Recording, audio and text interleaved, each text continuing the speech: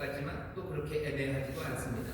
그 믿음으로 내가 어디에 와 있는데, 어디에 와 있고, 내가 뭐라고 기도하고, 내가 뭐라고 조합 베풀어 지는지 그것들 들어보면 됩니다. 여기 나오신 분들 뭐 전혀 의심이 없고 아무 생각 없고 나는 그냥 몽땅 그렇지 않으셔도 여러분들 믿음으로 나온 겁니다. 믿음으로 조합해 나왔고, 믿음으로 엎드렸고, 믿음으로 부르짖을 때 주께서 우리에게 응답하시고 또 크고 비밀한 일들을 보이시고 또 놀라운 역사를 우리에게 베풀어 주실 줄 믿습니다. 저에게 계신데 한 번만 우리 더 믿음으로 경배합시다. 기적이 일어납니다. 기적이 일어납니다. 아멘, 아멘. 기적이 일어납니다. 복된 날 나오신 여러분을 환영합니다. 우리 또 여러 삶 예배하는 분들과도 반갑게 인사하겠습니다. 인천 순복음 행복한 우리교회 박수해 주시고 감사합니다. 글로벌 아모니교회, 건산 아모니교회, 국제 아모니교회, 인천 아모니교회, 대전 아모니교회, 베들레헴 유치원, 미얀마 아모니교회, 유학생 선교센터, 또 이스라엘 영상 함께 예배하는 모든 분들 하나님의 은혜와 능력이 함께 하실 줄 믿습니다. 감사합니다. 5층 사무실 쪽에 불이 켜져 있습니다. 아이들과 함께 예배하시는데요. 그곳에도 하나님의 은혜가 놀라우신 능력이 함께 하실 줄 믿습니다. 우리 사무실에서 예배하는 분들 격려해 주시기 감사합니다. 지난 크리스마스 이브가 금요일이었습니다. 그리고 그 다음 날이 크리스마스가 토요일이었어요. 그러니까 금요일 날 나와서 예배하고 토요일 날 예배하고 그 다음에 그 다음 날 주일이니까 또 예배하고 쭉 가다가 송구영신 예배 금요일 날 밤에 늦게까지 있다가 토요일 날 조금 해롱해롱 정신을 못 차리고 있다가 주일 날 와서 예배하고 새벽마다 나서 쭉 예배하고 월화수목금 그리고 오늘도 금요일 저녁 내일 또 온세토 우리 맨날 보니까요 어떻게 보면 좀 가족 같습니다. 맨날 저를 봐요. 저도 매일매일 여러분들을 뵙니다. 2021년부터 22년 넘어온 이 시간에 우리가 늘 얼굴을 맞대고 있습니다. 하지만 우리만 여기 있는 건 아니고 주님께서 우리 가운데 함께 하시는 줄 믿습니다. 여호와께서 함께 하셔요. 주님이 우리와 함께 하시니 여기 이곳에서 하나님께서 더 복된 일들을 만들어내시고 2022년 한 해 우리가 걸어가야 될 길들과 또 필요한 은혜를 우리 가운데 채워주시는 줄 믿습니다. 반갑고 또 행복합니다. 내일 온세토 또 많이들 오셔서 같이 기도하시기를 바라고요. 오늘 금요 초려는 느헤미야 말씀을 읽겠습니다. 느헤미야 8장 5절서부터 12절까지 말씀을 본문으로 읽겠습니다. 느헤미야 8장 5절서부터 12절까지 말씀을 찾아주시죠. 느헤미야는 구약 성경에 있습니다. 구약 성경 737쪽, 738쪽쯤 보시면 느헤미야서 8장이 있을 겁니다. 느헤미야서 8장 5절부터 12절까지만 우리가 한 목소리로 먼저 봉독하겠습니다. 준비되신 것 같습니다. 함께 봉독합니다. 학사 에스라가 모든 백성 위에 서서 저희 목전에 책을 펴니 책을 펼 때 모든 백성이 일어서니라. 에스라가 광대하신 하나님 여호와를 송축하며 모든 백성이 손을 들고 아멘 아멘 응답하고 몸을 굽혀 얼굴을 땅에 대고 여호와께 경배하였느니라. 예수아와 바니와 세레바와 아민과 악국과 사부대와 호디야와 마아세야와 그리다와 아사랴와 요사밧과 하난과 블라야와 레위 사람들이 다 그 처소에 섰는 백성에게 율법을 깨닫게 하는데 하나님의 율법책을 낭독하고 그 뜻을 해석하여 백성으로 그 낭독하는 것을 다 깨닫게 하며 백성이 율법의 말씀을 듣고 다 우는지라. 총독 느헤미야와 제사장 겸 학사 에스라와 백성을 가르치는 레위 사람들이 모든 백성에게 이르기를 오늘은 너희 하나님 여호와의 성일이니 슬퍼하지 말며 울지 말라 하고 느헤미야가 또 이르기를 너희는 가서 살진 것을 먹고 단 것을 마시되 예비치 못한 자에게는 너희가 나누어 주라. 이날은 우리 주의 성일이니 근심하지 말라. 여호와를 기뻐하는 것이 너희의 힘이니라 하고 레위 사람들도 모든 백성을 정숙히 하여 이르기를 오늘은 성일이니 마땅히 종용하고 근심하지 말라 하며 모든 백성이 곧 가서 먹고 마시며 나누어 주고 크게 즐거워하였으니 이는 그 읽어 들린 말을 밝히 알미니라. 아멘. 아멘. 오늘 설교 제목은 여호와를 기뻐함이 힘이 된다고요? 라는 게 오늘 설교 제목입니다. 여기 오늘 보면 끝에 10절에 보면 있죠. 여호와를 기뻐하는 것이 너희의 힘이니라 라고 되어 있습니다. 여호와를 기뻐하는 것이 너희의 힘이니라. 좋은 말씀이에요. 그리고 우리가 늘 기억하는 말씀입니다. 여호와를 기뻐하는 것이 나의 힘이에요. 근데 그 말이 도대체 무슨 말인지 조금 더 명확하게 우리가 이해하는 것이 필요할 것 같습니다. 그래야 우리가 힘을 얻고요. 그리고 힘으로 살아갈 수 있기 때문이죠. 여호와를 기뻐하는 것이 힘이 된다는 말씀. 그 말이 무슨 말인지 여러분들 아시는지, 그 말이 어떻게 우리의 삶에 또 새 방향과 또 새 용기가 되는지 오늘 이 말씀을 통해서 확인해 보려고 합니다. 요새는 힘이 좀 필요한 시절입니다. 힘내라고 서로에게 얘기해야 되는 그런 때죠. 힘내야 된다고. 왜냐하면 낙심할 만한 일들이 많고요. 우리를 좌절케 하는 일들이 우리 주변에 늘 그냥 일상처럼 벌어지고 있기 때문입니다. 낙심하고 절망하는 것들이 보이니까 힘이 안 나요. 흥도 안 나고 뭔가 하려고 해도 그냥 나른하고요. 그리고 어쩔 줄을 몰라 합니다. 힘내라는 말이 필요해서 사람들에게 힘내라는 말 하면 사람들이 고맙다고 좀 힘 좀 내보겠다고 하는 것 대신에 요즘은 더 문제가 심각한 것은 별로 힘내고 싶지 않다고 합니다. 별로 힘내고 싶지 않아요. 특별히 우리 젊은이들은 그렇게 얘기를 하더라고요. 왜 목사님 힘내고 싶지 않다고. 힘내봐야 뭐 달리 되는 것도 없고 힘내봐야 괜히 내 마음만 더 상하고 더 실망만 깊어지기 때문에 별로 힘내고 싶지 않다고들 말을 합니다. 그런 상황이 어떤 상황이냐면 슬픔이 예상보다도 훨씬 더 깊은 거죠. 그리고 낙심이 훨씬 더 깊어요. 좌절이 우리의 상상 넘어 깊기 때문에 힘내라는 말, 그 말이 먹히지도 않고요. 힘내게 하겠다는 소망도 없어진 그런 시대를 우리가 삽니다. 왜 이러는지 우리가 좀 알죠. 밥을 많이 못 먹은 사람이 있어요. 굶어서. 그런 사람에게는 밥이 필요합니다. 하지만 너무 많이 굶으면 밥 먹을 생각도 안 나요. 밥 생각이 안 나죠. 너무 많이 낙심하고 너무 많이 좌절하면 힘내고 싶은 생각마저도 사라지는 그런 시절이 이 시절입니다. 하지만 밥을 너무 많이 안 먹어서 그냥 2끼 정도 굶은 게 아니라 5끼, 6끼, 7끼 굶어서 그래서 뭐 어떻게 밥 먹을 생각도 없는 사람, 그 사람에게 해줘야 되는 일은 뭡니까? 결국은 밥을 주는 일이에요. 힘을 내고 싶은 마음마저 사라져버린 그 깊은 낙심과 좌절, 그 깊은 슬픔 가운데 있는 사람에게 그래도 결국 해야 되는 처방은 힘내고 힘내서 일어서게 하는 겁니다.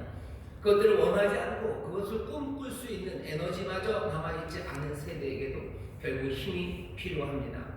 오늘 그래서 다른 어느 때보다도 힘이라는 게 절실한 시절을 우리가 삽니다.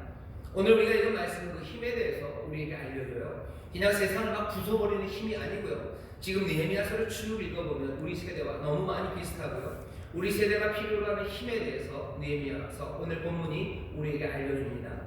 느헤미야서는 여러분들이 아시는 것처럼 느헤미야라는 사람이 쓴 겁니다. 느헤미야는 메대와 바사, 페르시아의 신하입니다. 왜 유대인 이스라엘 사람이 바사, 그 페르시아의 신하가 됐는지 여러분들 아시죠? 이스라엘 사람들이 유대인들이 하나님의 말씀을 가볍게 여겼어요. 하나님의 말씀에 마음을 다하고 존경하고 공경하며 살지 못하고 하나님이 보이신 생명의 길을 무시했죠. 하나님의 약속, 그거보다 세상의 약속을 더 좋아했죠. 그런데 하나님의 약속과 명령, 그것들은 가볍게 여기고 놀랍게도 세상의 약속들을 더 무겁게 여겨요. 세상의 길들을 더 중하게 여겨요. 그러면서 하나님의 길에서 떠나갔습니다.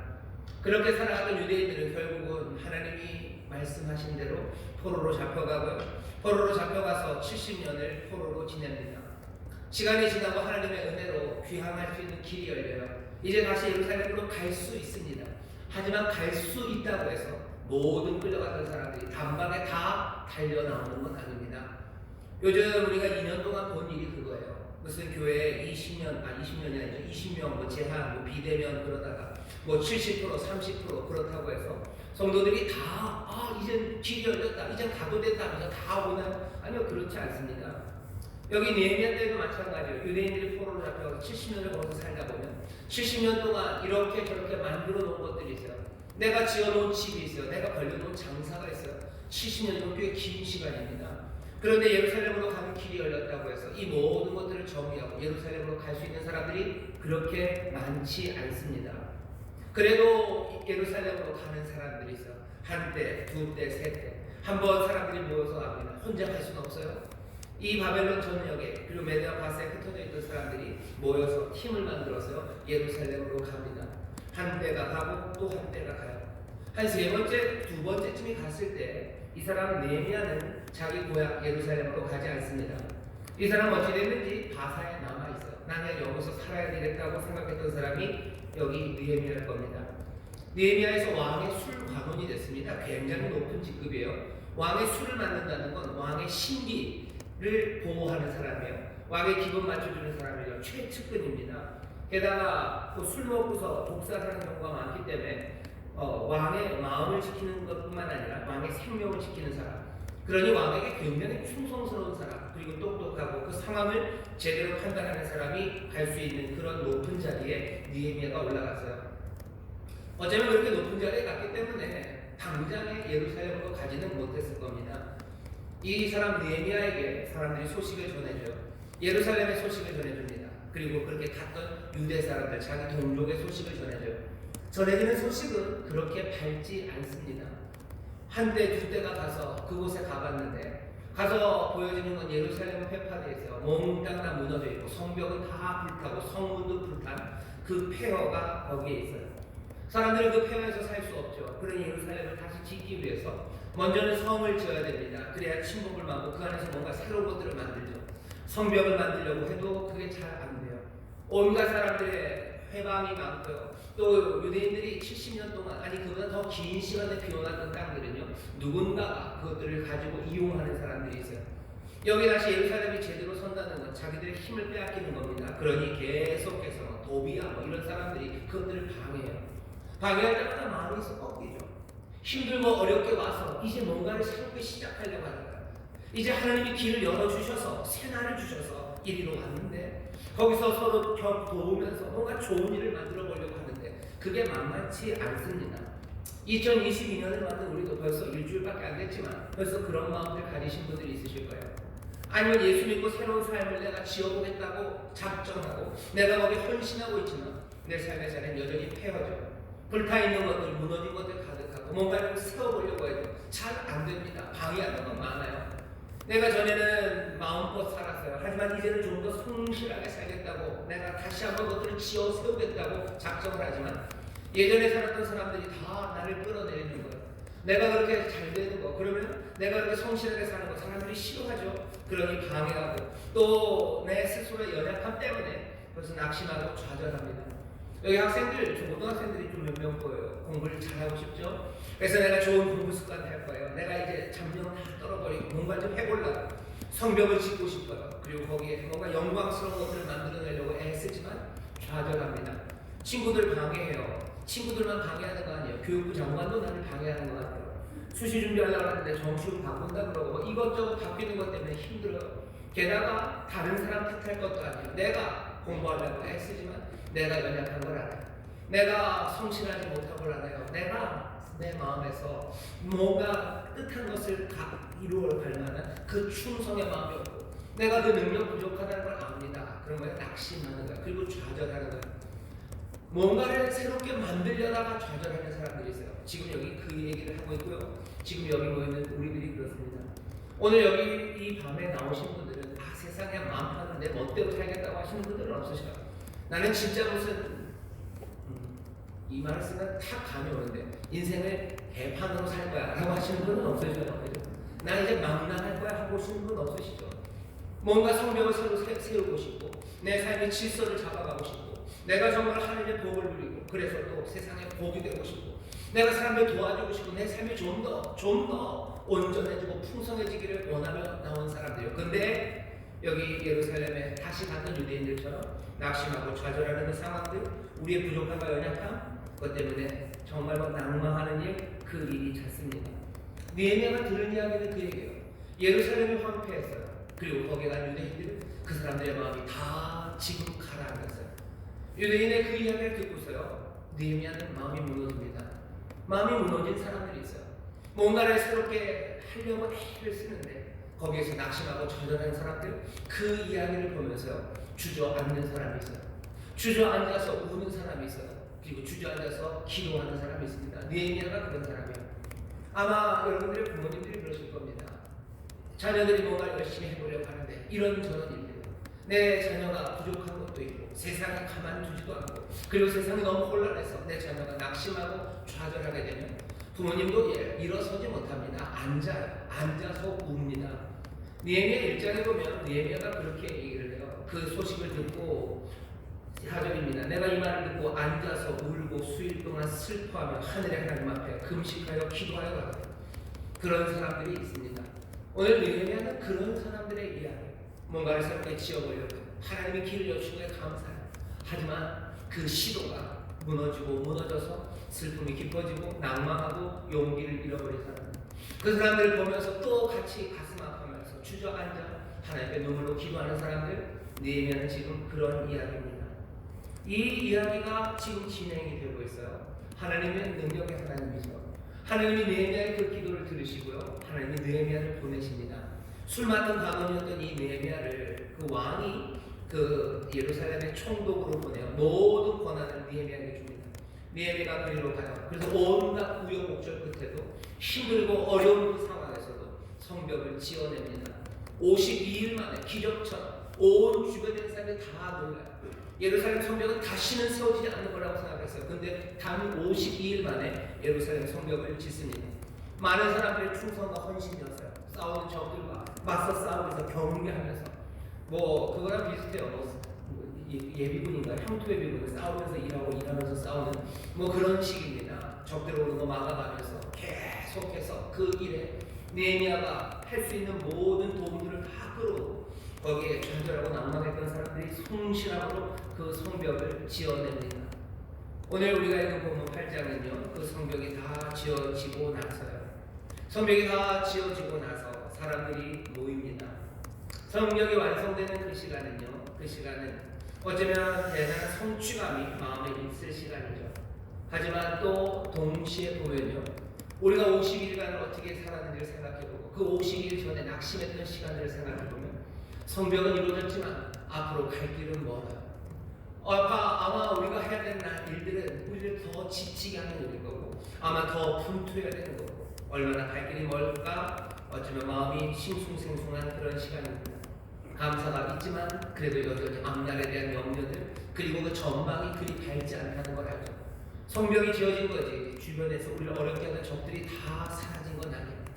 우리에게 새해가 왔고 뭔가 결심이 세워져서 내가 어디로 가야 될지 그것들은 보이지만 그 갈 길들도 생각하면, 이전의 슬픔들, 이전의 난관들 생각하면 어쩔 줄 모르는 그런 시절입니다.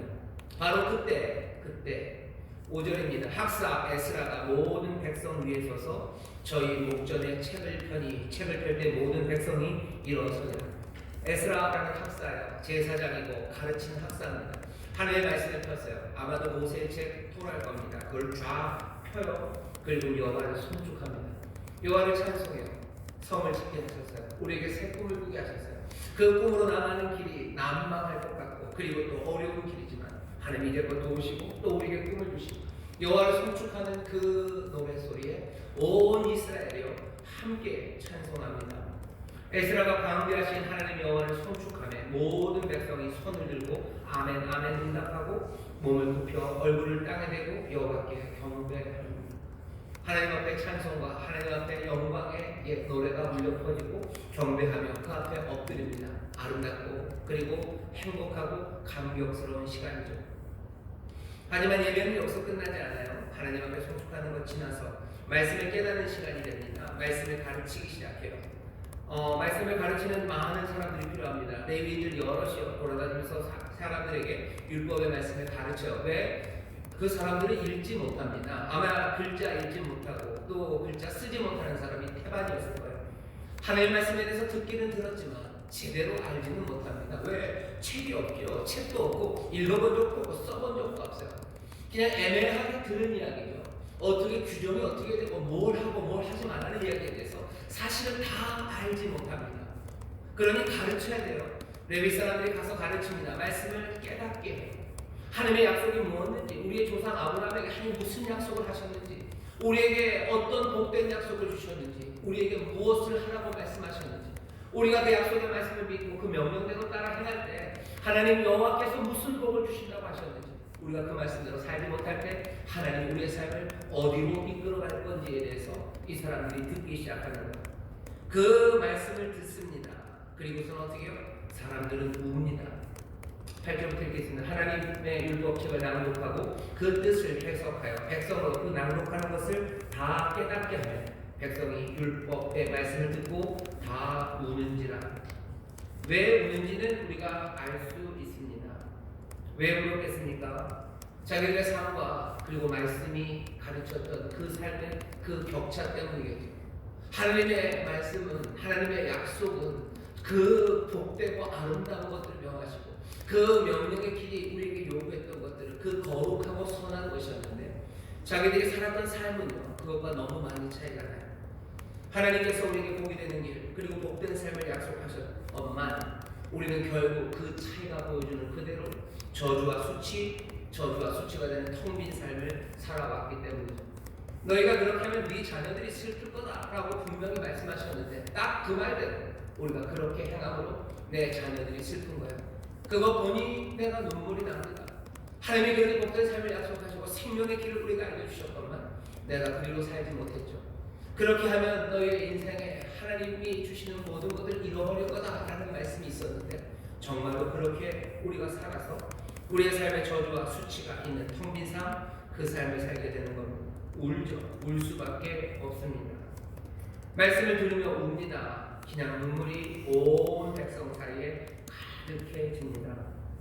어쩌면 하나님 앞에 나와서 예배하는 건 그래요. 와서 서서 하나님을 순축하고 그 앞에 엎드려 경배합니다. 하지만 그것만은 아니죠. 말씀을 분명히 깨달아 들으면 우는 시간들이 있어요. 웁니다. 내 삶이 아직 온전해지지 않은 것은 사실 울어야 될 이유가 충분한 근거가 됩니다. 울죠. 가슴을 치며 웁니다. 그런데 그 우는 사람에게 전해지는 말이 있어요. 오늘 우리도 이 우는 마음으로 여기 오는 거죠. 왜 내 삶이, 아니 내 사랑하는 자녀들, 우리 젊은 세대의 삶이 왜 낙심과 좌절 가운데 힘내라고 하면 힘내라만 하지 마세요 라고 할 만큼 그 슬픔과 좌절이 깊습니까? 알아요. 하나님의 말씀대로 살지 않았기 때문이요. 그 복과 그 약속을 우리가 전한 적이 없어요. 우리의 자녀들과 우리의 다음 세대들이 하나님의 약속을 들은 적이 없어요. 그들을 가볍게 여기겠어요. 왜? 우리가 가볍게 여겼으니 내 자녀들도 가볍게 여깁니다. 지금 누가 하나님의 약속을 중히 여깁니까? 하나님이 말씀하시는 그 생명의 길을 누가 삶으로 몽땅 붙잡기 위해서 몸부림치며 살아갑니까? 아무것도 아니냐? 다들 집어던지죠. 다들 이렇게 우리가 집어던져서 우리가 잡혀갔었는데 우리의 자녀들도 지금 그 길을 걸어가고 있는 겁니다. 울 수밖에 없는 그런 시간이에요. 오늘 우리 이 자리가 지금 우는 자리입니다. 힘은 필요하지만 낙심과 절망 깊고 힘내라는 말 자체도 별로 하고 싶지 않고 듣고 싶지 않고 그냥 어쩔 줄 모르고 이상한 꿈들을 꾸죠. 하나님이 약속하신 복된 삶의 꿈 말고요. 우리가 생각하는 이 시대가 생각하는 행복의 꿈들이 있어요. 이 시대의 행복의 꿈을 전합니다. 무슨 꿈들이에요? 나른한 꿈들이죠. 나른한 꿈들이에요. 뭐 어디 유원지 아까 새벽에도 설교하면서 말씀드렸지만 어디 그냥 좋은 리조트에서 그냥 해먹에다가 좋은 음악 나오고 거기서 모이고나 좀 마시면서 그렇게 평안히 있는 거 그리고 거기까지 그 다음에 꿈들은 못 봅니다.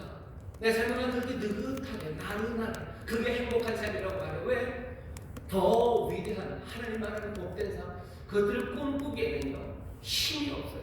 생각이 더 진행이 안 돼요. 더 생각할 힘이 남아있지 않습니다. 리조트에서 그날까지예요. 그 다음날도 생각할 수 없어요. 그 다음날에 꿈이 없어요.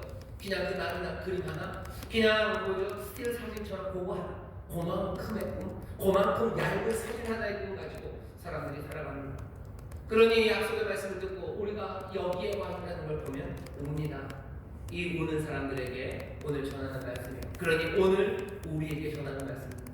우는 우리에게 뭐라고 얘기하셔요? 조금 얇으셔요. 우는 사람에게 뭐라고 얘기하냐면 울지 말랍니다. 9절 내내 잘 사시겠다. 백성이 율법의 말씀을 듣고 다 우는지라 총독 느헤미야와 제사장 겸 학사 에스라와 백성을 가르치는 레위 사람들이 모든 방 백성에게 이르기를 오늘은 너희 하나님 여호와의 성일이니 슬퍼하지 말며 울지 말라. 어떻게 보면 굉장히 딱딱해요. 막 울고 있는 사람이 오늘 우는 날 아니야 어디서 울어? 라고 말하는 것처럼 들릴 수도 있습니다. 이런 거죠. 낙심하고 힘을 달라고 힘을 소망할 수 없을 만큼 지친 사람에게 왜 지쳐있어? 힘내야지! 라고 말하는 것 같아요. 오늘 말씀이 그런 말씀이냐? 그렇게 윽박지르는 말씀이냐? 그건 아닙니다. 그럼에도 불구하고 우는 사람들에게 울지 말라고 하는 얘기 굉장히 위험한 얘기입니다. 우리가 알죠? 울다가 웃으면 어떻게 되는지 아는데 우는 사람에게 울지 말라 그러면 위험하죠. 그러면 뭐 가식적으로 억지로 웃으라는 건가요? 오는 사람에게 오늘은 그런 날 아니니까 웃어! 그냥 웃어. 힘들어도 힘들지 않다고 말해. 뭐 소망이 없어도 소망이 있다고 말해. 지금 윽박지르는 이야기인가? 오늘 여기 뒤에 쭉 보면요. 이건 지금 윽박지르는 협박의 자리가 아닙니다. 그 뒤에서부터 펼쳐지는 거죠. 기쁨의 정서예요. 기쁨이 흐르기 시작해요. 그리고 기쁨을 말하기 시작합니다. 낙담하고 좌절한 이 사람들에게 뭐 너희가 세상을 몰라서 그런 거야, 세상 기쁨이 가득해 라고 말하지 않아요. 왜? 낙심한 이 사람들은 세상이 어떤지 압니다. 젊은 세대들한테 낙심하지 말라고, 왜 니들은 소망이 없냐고, 세상을 잘 보라고, 세상에 소망이 가득하다고. 아니요, 젊은 세대는 뭐라고? 우리도 세상을 잘 안다고 얘기해요. 우리도 알 만큼 알아요. 볼 만큼 봤어요. 어쩌면 어른들, 우리 아버지 당신들보다 우리가 더 세상을 잘 안다고 말하지 말아요. 세상을 몰라서 낙심하는 거 아니에요. 세상을 몰라서 지금 우는 거 아닙니다. 울만하니까 다 깨달아 알았어요. 그 대단한 이상과 우리의 현실의 이 차이를 명확하게 압니다. 그러니 우는 거예요. 차마 말을 못하고 웁니다. 그 우는 사람에게 울지 말라고 합니다. 울지만 이유가 있어요. 거기 10절입니다. 느헤미야가 또 이르기를 너희는 가서 살진 것 먹고 단 것 마시고 예비치 못한 자에게는 너희가 나눠주라. 이날은 주의 성일, 우리 주의 성일이니 근심하지 말아라.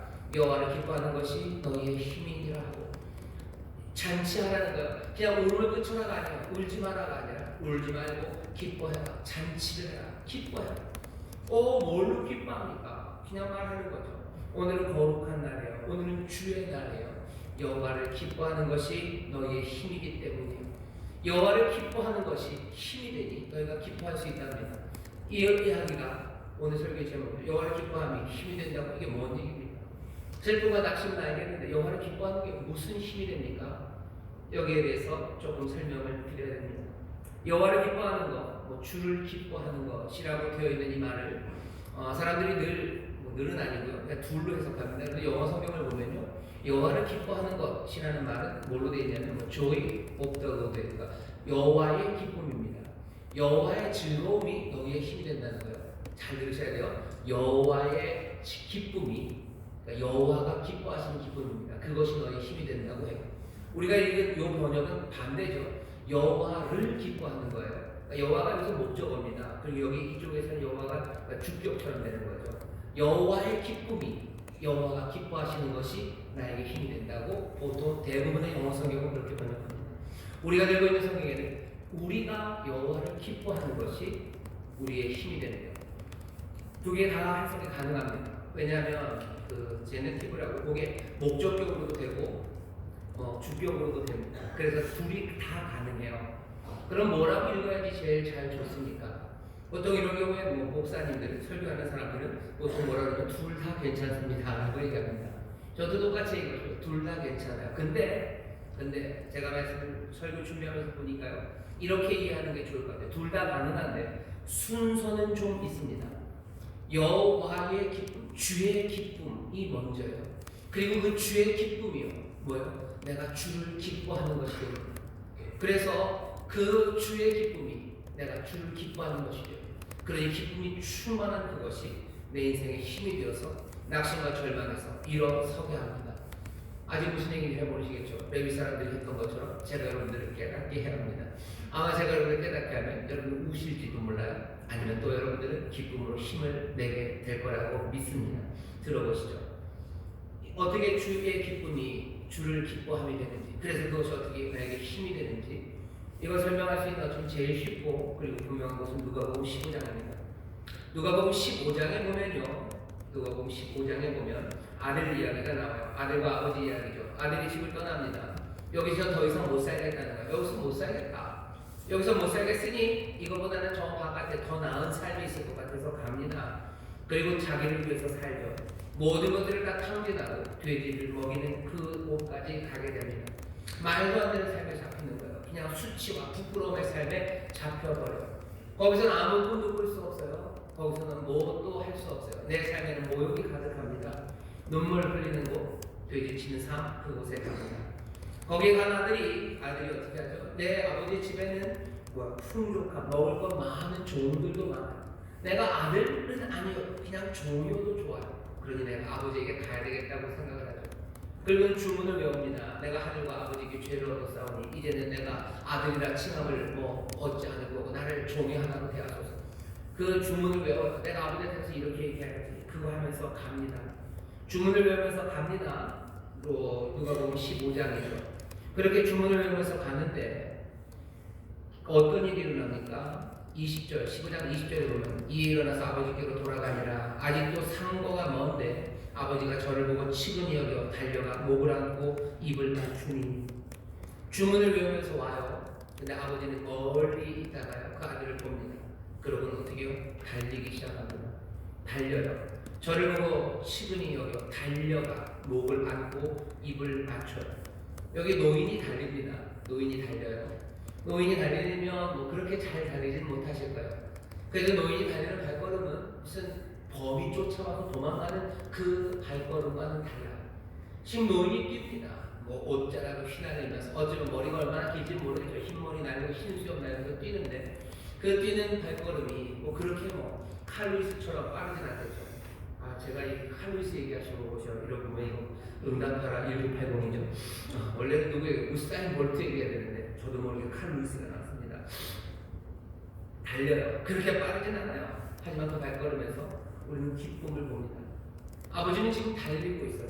달리고 있고 그리고 가서 끌어안습니다. 와라 끌어안아요. 그리고 입 맞춰 쫙쫙쫙쫙 소리가 막 납니다. 거기 보여지는 건 기쁨이에요. 아버지는 지금 기뻐하고 있어요. 아들이 옵니다. 그리고 기쁨으로 달려요. 행복하죠. 그 행복에 가득한 그곳에서 지금 벌어지는 일들을 우리에게 좀 더 들려줍니다. 주께서 이 땅에 오실 때 의인을 구하러 온 것 아니고 죄인을 구하러 오셨다고 하신 말씀, 그 말씀이 무슨 말씀인지 그 노래가 흘렀다면 아마 BGM으로 쭉 밑에까지 일 거예요. 주는 의인을 구하러 오신 거 아니고 죄인을 구하러 오셨다라는 음악이 뒤에 흐르면서 아버지는 기쁨으로 그 아들에게 갑니다. 아들을 끌어안는다는 것, 그 아들의 모든 것들을 다 감당하시겠다는 거죠. 돼지 치고 온 아이예요. 그러니 냄새에 다 묻어있는 사람입니다. 그 냄새가 다 묻을 거예요. 거기에 있는 온갖 때와 부끄러운 수치, 그 모든 것들. 저기 돼지 치던 아들의 수치가 그 아들을 영접하는 그 아버지에게도 그대로 나옵니다. 저 아버지는 도대체 무슨 아버지길래 저런 아들을 끌어안다라는 온갖 사람들의 모욕하는 말들과 그리고 또 뭐야 비난하는 이야기들. 그래서 당할 수밖에 없는 부끄러움과 수치, 그 모든 것들을 감당하기 위해서 지금 아버지는 끌어안으셔요. 끌어안는 그 끌어안음이요 뭐예요? 기쁨으로 끌어안신다. 달려가 와라 끌어안고 입 맞춥니다.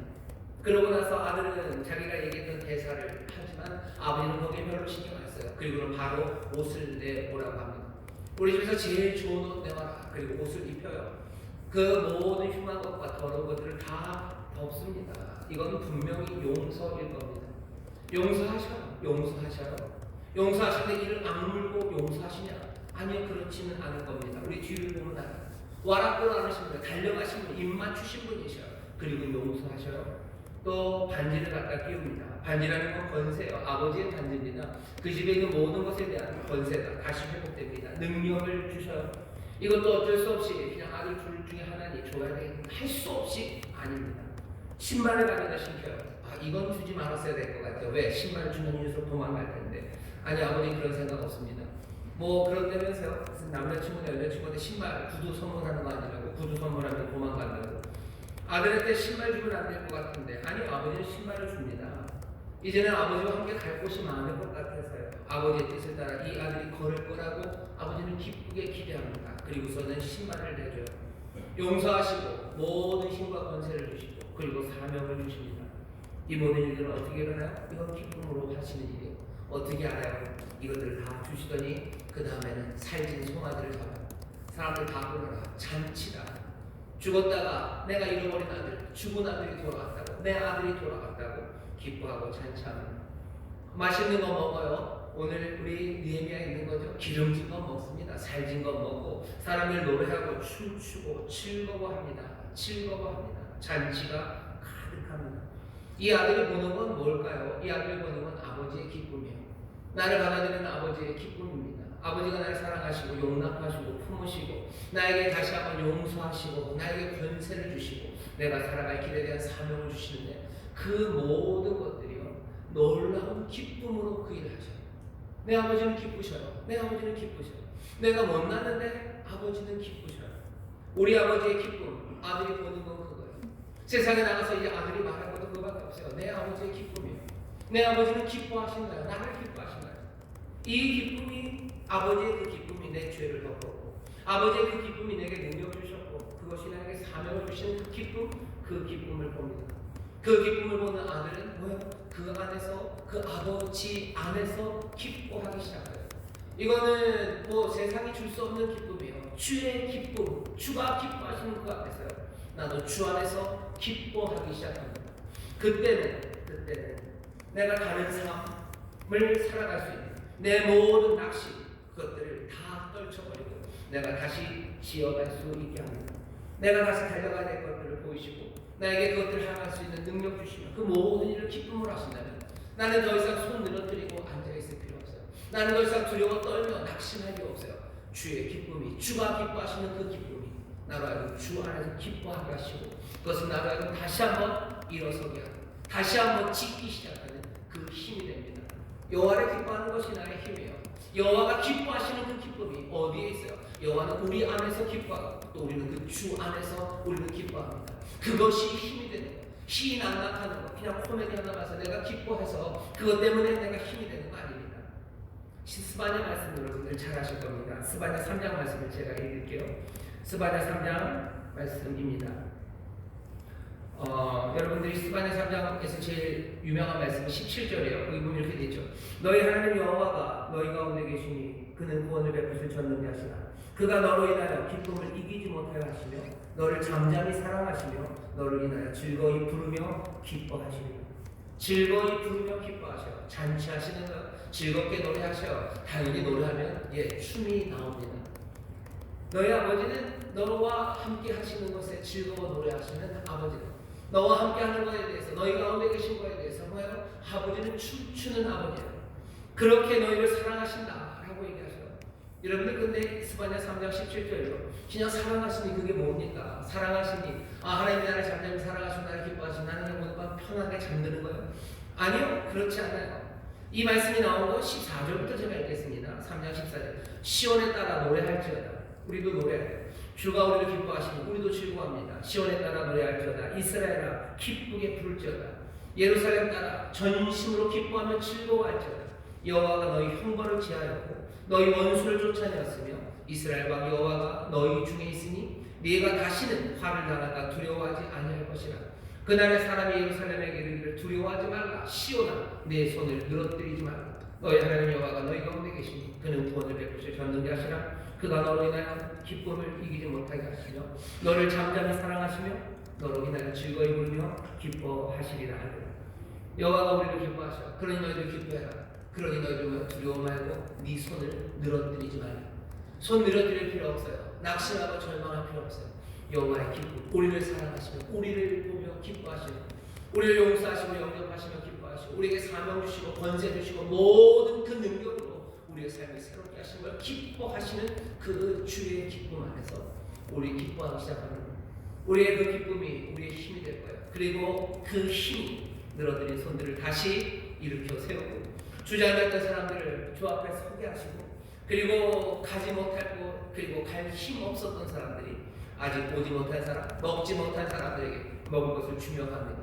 그리고 모두가 다 즐거워하기 시작합니다. 오늘 이게 우리가 읽은 느헤미야의 말씀이에요. 그러니 바로 이 말씀은 낙심하고 절망하고 어쩌면 낙심이 깊어서 힘 얻기를 소망조차 하지 못하는 사람들에게 주시는 말씀입니다. 여호와를 기뻐하는 것, 아니 우리 주님을 우리가 기뻐하는 것, 먼저는 주님께서 우리를 기뻐하시는 그 주님의 기쁨에 우리도 기뻐하며 새 힘과 용기를 얻어 일어설 수 있습니다. 이 말씀을 들으시고 여러분들 하나 궁금한 게 생겨요. 뭐냐면 주님이 우리를 보시며 기뻐하시는 것만 아니죠. 주님의 기쁨 말고 주님의 진노라는 이야기를 우리가 들은 적이 있어요. 그것도 많이 들었습니다. 주님의 진노라는 게 있지 않습니까? 맞아요. 맞습니다. 하지만 오늘 말씀은요. 여호와의 그리고 주의 기쁨, 그래서 그것이 우리의 기쁨, 주 안에서 우리의 기쁨이 돼서 힘을 얻는다는 이 말씀은요. 무너진 것을 다시 쌓는 사람들에 관한 이야기예요. 무너진 것을 다시 쌓는 사람들에게 준 이거 느헤미야의 말씀입니다. 오늘은 하나님의 진노의 날이 아니에요. 다시 세우는 그 사람들에게 하시는 거예요. 하나님에게 좀 진노하시는 거 아니다. 짓다가 무너진 사람들에게 하나님이 너희에게 진노하시고 하나님 너희를 진짜 싫어하시고 니네들 꼴도 보기 싫어하신다. 아니에요. 다시 세우려는 사람들이에요. 세우려 하지만 낙심하게 된 사람들, 세월이 되면 낙심하게 산 사람들, 니들 그렇게 되고 하나님께서 너희들을 기뻐하지 않으셔서 네 인생을 몽땅 다 그냥 다 꼬이게 만드신 거다. 하나님의 진노가 있는 거다. 아니요, 그렇지 않아요. 하나님의 말씀을 읽고 그리고 자신들의 무지와 그리고 말씀을 가볍게 읽었던 것, 그것을 대하여 슬퍼하는 사람들에게 하나님의 진노가 너에게 있다고 지금 말씀하고 있지 않습니다. 오늘 말씀